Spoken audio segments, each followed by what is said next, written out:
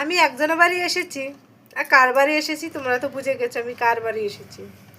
তো ওর একটা ঢেলা উঠেছে কপালে, মানে ঢেলা নিয়ে একটু আলোচনা হবে।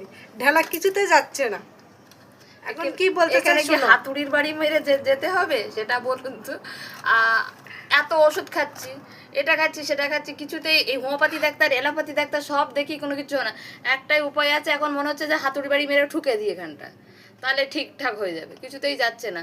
তো কারো কিছু যদি জানা থাকে বন্ধুরা তোমরা একটু কমেন্টে জানিও তো আমার এই ঢেলাটা কি করে যায়। এরা খুব ঢেলাকে নিয়ে ইনসাল্ট করে আমার, কি করব। এ অবশ্য কিন্তু এটা আমার লটারি, এটা হওয়ার পর থেকে অনেক কিছু আমার লাইফে উন্নতি হচ্ছে, অনেক কিছু মানুষকে জানতে পারছি, চিনতে পারছি, এটা কিন্তু আমার লক্ষ্মী।